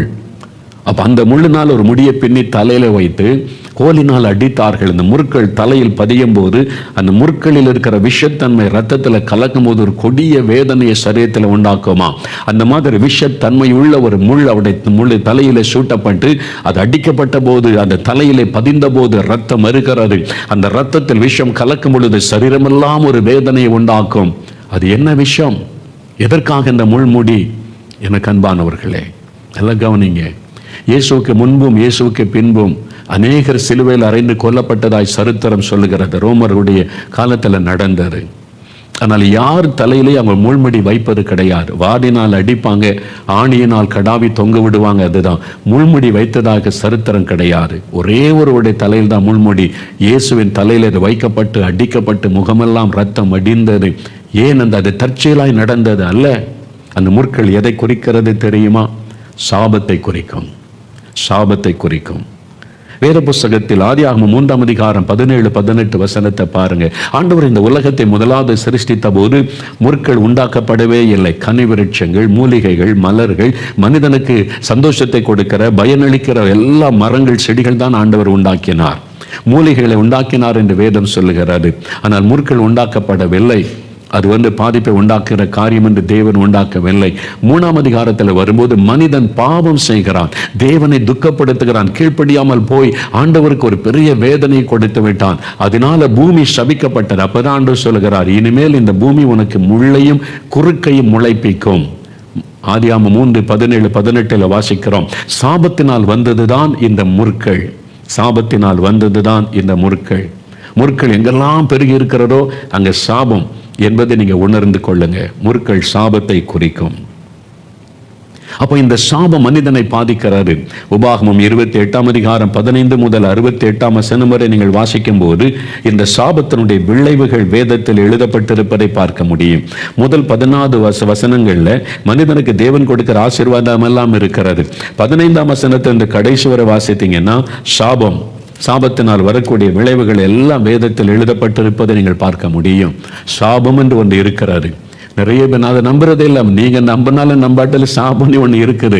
அதனால பாதிக்கப்பட்டிருக்கிற குடும்பங்கள் ஏராளம். கிறிஸ்தவர்கள் கூட இந்த சாபத்தினால பாதிக்கப்பட்டு கலங்குறாங்க. ஏன் ஜெபத்துக்கு பதில் வரல, ஏன் நான் ஜெபிச்ச நடக்க மாட்டேங்குது, ஏன் எங்க குடும்பத்தில் தொடர்ந்து இருக்கிறது. சில சாபங்கள் தொடர்ந்து வருகிறதை குறித்த உணர்வு இல்லாமல் தெரிந்து கொள்ளாதனால தான் அந்த பாதிப்புக்குள்ளாக்கி இருக்கிற மக்கள் ஏராளம். ஆனால் இந்த மக்கள் இந்த சாபத்தை நம்புறாங்க. பரம்பரையாய் வரக்கூடிய சாபம், சந்ததியாய் வரக்கூடிய சாபம். எங்க தாத்தா பாட்டு என்ன பாவம் செய்தானோ அந்த சாபத்தை நாங்கள் அனுபவிக்கிறோம்னு சொல்லுவாங்க பாருங்க. அது உண்மை. அது வேத புஸ்தகம் தெளிவாய் சொல்லுகிறாரு. 3ஆம் 4ஆம் தலைமுறை வரைக்கும் அந்த சாபம் தொடரும் என்று யாத்திராகமம் 34ஆம் அதிகாரம் 7ஆம் வசனத்தில் கர்த்தர் சொல்லுகிறார். அந்த முன்னோருடைய பாவம் 3-4 தலைமுறை வரைக்கும் தொடரும். அது பைபிள் தெளிவாய் சொல்லுகிறாரு. இந்த சாபத்தினுடைய விளைவு நீங்க பார்த்தீங்கன்னா, ஒரு சாதாரண ஒரு வியாதி வர்றதெல்லாம் சாபம்னு சொல்லிடக்கூடாது. தொடர்ச்சியான வியாதிகள், வினோதமான வியாதிகள், தொடர்ச்சியான மரணங்கள், தொடர்ச்சியான விபத்துகள், தொடர்ச்சியான தோல்விகள், தொடர்ச்சியான நஷ்டங்கள், இழப்புகள், இப்படி தொடர்ச்சியா இயற்கைக்கு மேற்பட்ட விதமா பாதிப்பு வந்து கொண்டே இருக்கிறது என்றால் நீங்க யோசிக்கணும், அதுக்கு பின்னாலே சாபம் என்கிற ஒரு காரியம் இருக்கலாம். அது உபாகமம் 28ஆம் வசனத்தின் அதிகாரத்தை நீங்கள் வாசிக்கும் போது நீங்கள் தெளிவாய் அறிந்து கொள்ள முடியும். இந்த சாபத்தினால் உண்டாகிற வியாதிகள், வேதனைகள் எல்லாம் வேதத்தில் சொல்லப்பட்டிருக்கிறது. சில வசனத்தை வாசிக்கிறவங்களுக்கு விளங்கும். உபாகம் 28:20-22 வசனம் பாருங்கள். என்னை விட்டு விலகி நீ செய்து வருகிற உன் துர்க்கிரியைகளின் நிமித்தம் சீக்கிரத்தில் கெட்டு போய் அழியும் மட்டும் நீ கையிட்டு செய்கிற எல்லாவற்றிலும் கர்த்தர் உனக்கு சாபத்தையும் சஞ்சலத்தையும் கேட்டையும் வர பண்ணுவார். சஞ்சலம், கேடு இதெல்லாம் வந்துன்னா சாபம், அதில் கிரியை செய்துன்னு அர்த்தம். நீ சுதந்திரிக்கும் தேசத்தில் கர்த்தர் உன்னை நிர்மூலமாக்கப்பட்டும் கொள்ள நோய் உன்னை பிடித்து கொள்ள பண்ணுவார். கொள்ள நோய் அது ஒரு சாபம் என்று பைபிள் தெளிவாய் சொல்லுகிறாரு. கர்த்தர் உன்னை ஈழையினாலும் காய்ச்சலினாலும் உஷ்ணத்தினாலும் எரி பந்தத்தினாலும் வறட்சியினாலும் கருக்காயினாலும் விஷ பணியினாலும் பாதிப்பார். நீ அழிய மட்டும் அவைகள் உன்னை தொடர்ந்து வரும்.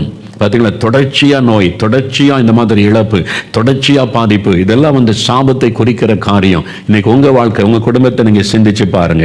27-29 வசனம் பாருங்க. நீ குணமாகாதபடிக்கு கர்த்தர் உன்னை எகிப்தின் எரிபந்தமான பருக்களினாலும் மூல வியாதியினாலும் சொறியினாலும் சிறங்கினாலும் பாதிப்பார். இந்த சொறி சிறங்கு அதெல்லாம் வந்து ஒரு சாபத்தினுடைய விளைவு என்று வேதம் சொல்லுகிறாரு. எவ்வளவு பெரிய பாதிப்பு தெரியுமா? அந்த தாயார் சொன்னது வந்து ஒரு சாபத்தினுடைய வியாதி சொரிஞ்சுக்கிட்டே இருக்கிறது. அது சிறங்கு, அது வந்து அப்படியே மரண வேதனை கொடுக்கும், அவனுடைய வாழ்க்கையில வெறுப்பை கொண்டு வரும், முற்களை போல அதை நம்ம நெருக்கி கொண்டிருக்கிறது. சாபத்தினால் உண்டாகிறது என்பது வேதம் சொல்லுகிறாரு. கர்த்தர் உன்னை புத்தி மயக்கத்தினாலும் குருட்டாட்டத்தினாலும் மன திகைப்பினாலும் பாதிப்பார். டிப்ரெஷன், மன அழுத்தம், திகைப்பு, கலக்கம், இதெல்லாம் சாபத்தில் உண்டாகிறது. சாபத்தினுடைய அடையாளங்கள் என்பதாக வேதம் தெளிவாய் நமக்கு சொல்லுகிறதை நாம பார்க்கிறோம். குருடன் அந்தகாரத்தில் தடவி திரிகிறதை போல நீ பட்ட பகலிலே தடவி கொண்டு திரிவாய். உன் வழிகளில் ஒன்றும் உனக்கு வாய்க்காதே போகும். ஒண்ணு வாய்க்க மாட்டேங்குது, திருமணம் வாய்க்க மாட்டேங்குது, பிசினஸ் வாய்க்க மாட்டேங்குது, வேலை வாய்க்க மாட்டேங்குது, செய்வதெல்லாம் தடை தடை தடை, ஒண்ணு வாய்க்க மாட்டேங்குது, எல்லா வாசல் அடைக்கப்பட்டு போனது. அல்ல, உதவி செய்வார் இல்லாமல் என்னாலும் ஒடுக்கப்படுகிறவனும் பறி கொடுக்கிறவனுமாய் இருப்பாய். என்பதாய். உதவி செய்யறதுக்கு ஆள் இருக்க மாட்டேன், எங்க உதவிக்கு போனாலும் வாசல் அடைக்கப்பட்ட வேண்டும். இதெல்லாம் சாபத்தினுடைய விளைவுகளின் சில காரியங்கள் என்று வேதம் தெளிவுபடுத்தி சொல்லுகிறதை நீங்க பாருங்க. பைபிள் இருக்கு தெளிவா. நீங்க கிறிஸ்தவம் கூட நீங்க பைபிளை சரியா வாசித்த காரியங்களை அறிவது இல்லை. இதெல்லாம் பைபிள்ல சொல்லப்பட்ட ஒரு காரியம். அதே மாதிரி 65, 66 வசனம் பாருங்க. உபாகமம் 28, 65, 66. அந்த ஜாதிகளுக்குள்ள, அதாவது பாதியிலிருந்து வாசிக்கிறேன். கர்த்தர் உனக்கு தத்தளிக்கிற இருதயத்தையும் சோர்ந்து போகிற கண்களையும் மன சஞ்சலத்தையும் கொடுப்பார். தத்தளிப்பு, மன சஞ்சலம். உன் ஜீவன் உனக்கு சந்தேகத்தில் ஊசலாடும். உன் ஜீவனை பற்றி நம்பிக்கை இல்லாமல் இரவும் பகலும் திகில் கொண்டிருப்பாய். ராத்திரி பகலும் திகில், பயம், கலக்கம், நிம்மதியில் என் வாழுன்ற நிலைமை சொல்லப்படும். இதெல்லாம் சாபத்தினால் உண்டாகிற காரியங்கள், விளைவுகள் என்பதை வேதம் தெளிவாய் பேசுகிறதை பார்க்கிறோம். ஏன் இந்த சாபம் வருது? நீதிமொழிகள் 3ஆம் அதிகாரம் 33ஆம் வசனத்தில் வாசித்தால், துன்மார்க்கனுடைய வீட்டிலே கர்த்தருடைய சாபம் தங்கும். ஒரு மனிதன் துன்மார்க்கமாய் நடக்கும்போது, அநீதியாய் செயல்படும் போது சாபம் அதிலே வெளிப்படும் என்பதாக வேதம் தெளிவாய் சொல்லுகிறாரு. அதனால தான் நீங்க அறிந்து கொள்ளணும். ரோமர் 1ஆம் அதிகாரம் 21 வாசிக்கும் போது, அதாவது தேவன் நம்மளை சிருஷ்டித்த தேவனை தொழுது கொள்ளாமல் தேவனால் சிருஷ்டிக்கப்பட்ட மனிதனையோ பொருளையோ நாம தெய்வமாய் வணங்கும் போது அது தேவனை இழிவுபடுத்துவதற்கு சமம். அது சாபத்தை கொண்டு வரும் என்று பைபிள்ல ரோமர் 1ஆம் அதிகாரம் 21ஆம் வசனம் முதல் வாசித்து பாருங்க. ஆனால் தேவனால் சிருஷ்டிக்கப்பட்டவைகளை தொழுது கொள்ளாதபடி நம்மை சிருஷ்டித்த தேவனை, கடவுளை தொழுது கொள்ள வேண்டும், அல்லது அது சாபமாய் நம்முடைய வாழ்க்கையை மாறிவிடும் என்பதாக வேதம் தெளிவாய் சொல்லுகிறது. மனுஷ வணக்கம் அது சாபத்தை கொண்டு வரும். பில்லி சூனியம், மந்திரவாதம், பேய் வணக்கம் இதெல்லாம் சாபத்தை கொண்டு வரும். அதனால வானத்தை பூமி உண்டாக்கின கடவுளை வணங்கணும். கடவுள் மேல பயபக்தியும் நடுக்கமும் இருக்கணும். அதனால இதெல்லாம் தான் சாபத்தினுடைய காரியங்கள் என்று வேத புஸ்தகம் தெளிவாய் நமக்கு சொல்லுகிறாரு. சில பாவங்கள், துன்மார்க்கங்கள், ரத்தம் சிந்துவது, பணத்துக்காக ரத்தம் சிந்துவது, குற்றமில்லாதோட ரத்தத்தை சிந்த பண்ணுவது, தங்களுடைய அதிகாரத்தை நிலைநிறுத்திக் கொள்ள மற்றவருடைய ரத்தம் சிந்துவதற்கு இடம் கொடுப்பது சாபத்தை கொண்டு வரும். அநியாயமாய் ஒருத்தருடைய ரத்தம் சிந்துவதற்கு நீங்க காரணமாகிவிட்டால் உங்களுடைய குடும்பத்தில் அது சாபமாய் 4 தலைமுறைக்கும் பாதிப்பை கொண்டு வரும். அதை அறிந்து கொள்ளுங்கள். துன்மார்க்கருக்குரிய தண்டனை சீக்கிரமாய் நடவாதபடியால் அவனுடைய இருதயம் பாவம் செய்ய துணிகரம் கொள்ளுகிறது என்று வேதம் சொல்லுகிறது. இந்த மாதிரி அநியாயம் செய்யும் போது உடனே தண்டனை வருவது இல்லை. அதனால மனுஷன் நினைக்கிறார், நல்லனா இருக்கிறான், பாவம் செய்யறான், அநியாயம் பண்றான் அப்படி நினைக்கிறோம். இல்லை, கட்டாயம் தேவனுடைய நியாய தீர்ப்பு வெளிப்படும்.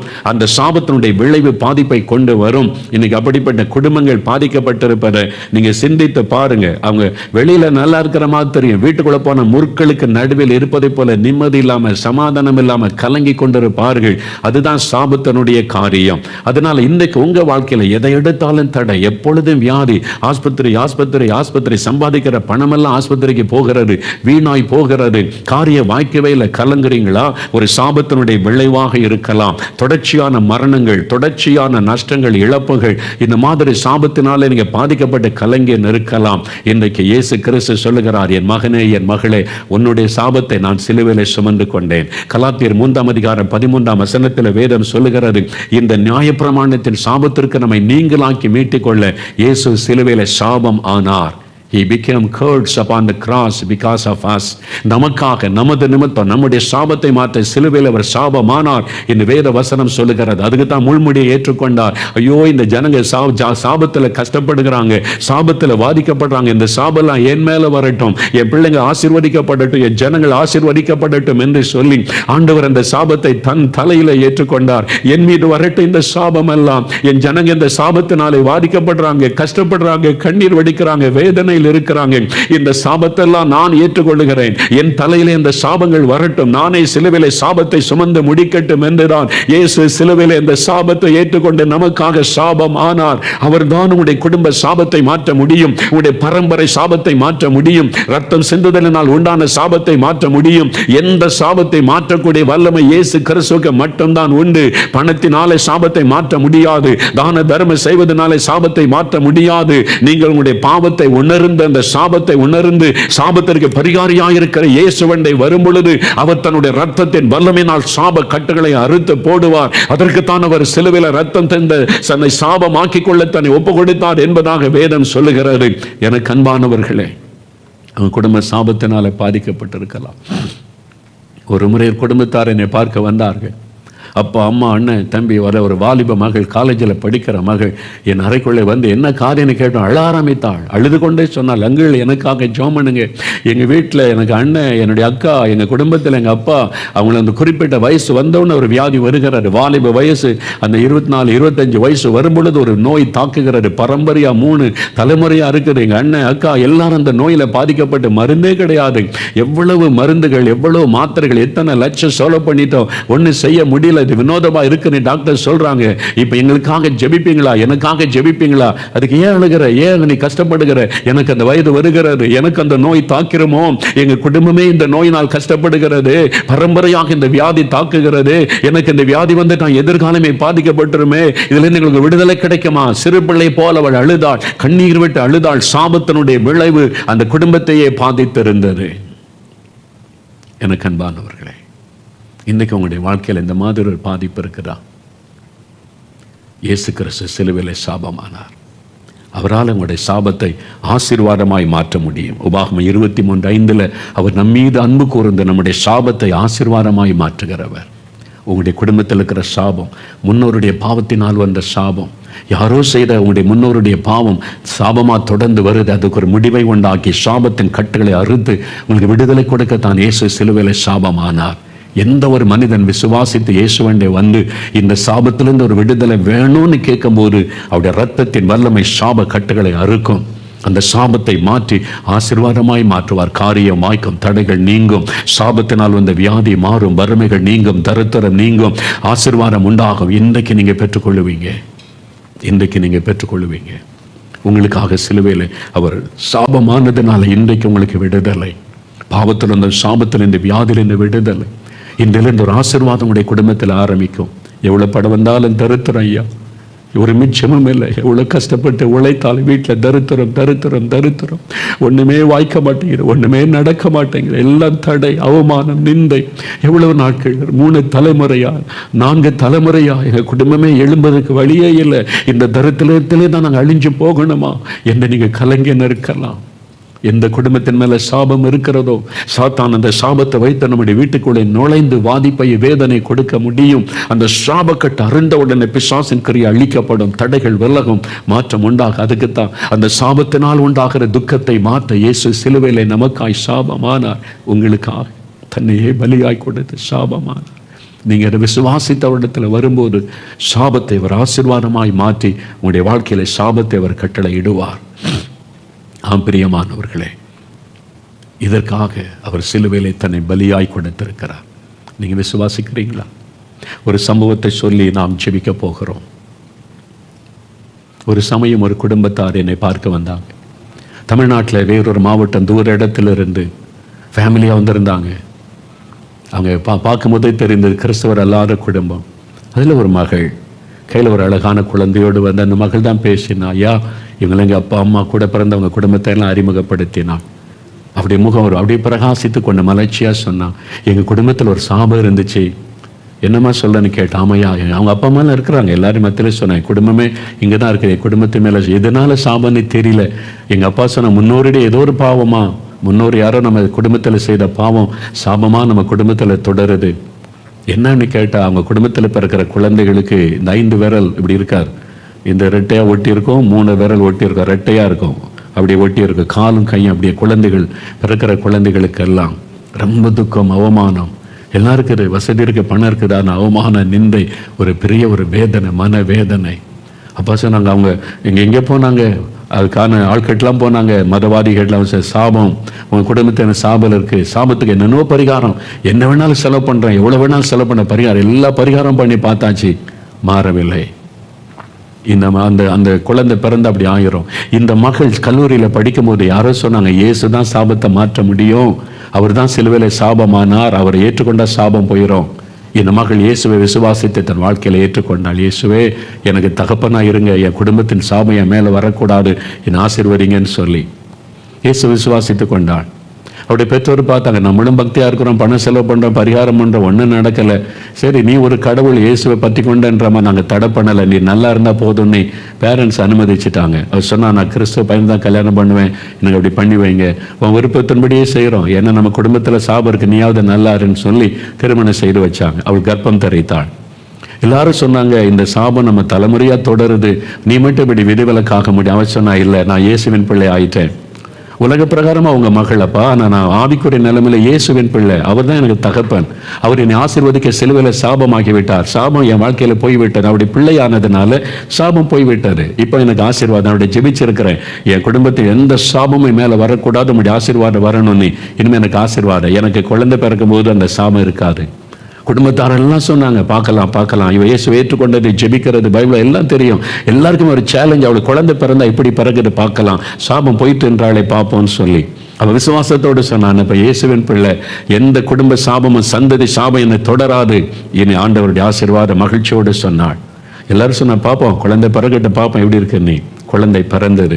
எல்லாரும் ஓடி போய் அந்த குழந்தையோட கை காலை பார்த்தாங்க. 5 விரல்களோட அழகான குழந்தை ஆண்டவர் கொடுத்திருந்தார்.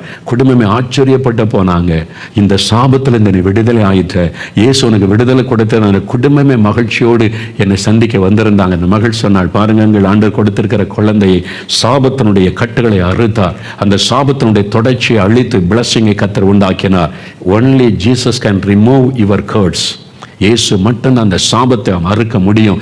ஏன் தெரியுமா? சாபத்துக்கு பரிகாரம் இயேசு மட்டும்தான். அவர் சிலுவையிலே சாபமானார். எல்லாமே இலவசம். பாவ மன்னிப்பு இலவசம், சுகம் இலவசம், சாபத்திற்கு இருந்து விடுதலை இலவசம். நீங்க இலவசமாய் பெற்றுக்கொள்ளதான் இயேசு நமக்காக சிலுவையில் எல்லாத்தையும் சுமந்து முடித்தார். நீங்க காசு கொடுத்து பாவ மன்னிப்பு பெறலாம், காசு கொடுத்து சுகம் பெறலாம், காசு கொடுத்து நீங்க சாபத்தை நீங்க நீக்கலாம் நினைச்சா முடியவே முடியாது. அது பிசாசுடைய ஏமாற்று வேலை, தந்திரம். அறிந்து கொள்ளுங்க, எந்த கடவுள் இலவசமா உங்களுக்கு பாவ மன்னிப்பை தருகிறாரோ, எந்த கடவுள் இலவசமாய் சாபத்திலிருந்து விடுதலை தருகிறாரோ, அவர்தான் உங்களுக்காக மெய்யான அன்புள்ள ஆண்டவர், வானத்தை உண்டாக்கின ஆண்டவர் என்பதை நீங்க சிந்தித்தாலே உங்களுக்கு விளங்கி விடும். இப்ப நீங்க உங்களை வரித்துக் கொள்ள வேண்டிய அவசியம் இல்லை, உங்களை காயப்படுத்த வேண்டிய அவசியம் இல்லை, கால் கடுக்க நடக்க வேண்டிய அவசியம் இல்லை. இயேசு சொல்லுவார், நான் கால் கடக்க சிலுவை சுமந்து உனக்காக எல்லா பாடுகளையும் சிலுவையில அனுபவித்து முடிச்சிட்டேன். என் மகன், என் மகள், நீ ஆசீர்வாதமா இருக்கணும். நீ அந்த பாடெல்லாம் நான் சுமந்துட்டேன். சிலுவை சுமந்து கொண்டு வெறுங்காலோட நான் நடந்தேன். காயப்பட்டு ரத்தம் சிந்தி மரித்து உயிர்த்து எழுந்து விட்டேன். இனி நீ கஷ்டப்பட வேண்டியதில்லை. அதுக்கு தான் சிலுவைக்கு போனேன் என்று ஆண்டவர் உங்களை பார்த்து சொல்லுகிறார். நீங்க இதை விசுவாசிக்கிறீங்களா? நீங்க இதை விசுவாசித்தா இன்னைக்கு உங்களுக்கு பாவத்திலிருந்து விடுதலை, வியாதியிலிருந்து சுகம், சாபத்திலிருந்து விடுதலை. இது கட்டாயம் கிடையாது. நீங்க விசுவாசித்து விரும்பினா உங்களுக்கு அற்புதம் செய்வார். இயேசு யாரையும் கட்டாயப்படுத்த மாட்டார், யாரையும் பயப்படுத்தி எல்லாம் அவர் ஏமாற்றி உங்களை அடிமைப்படுத்த மாட்டார்.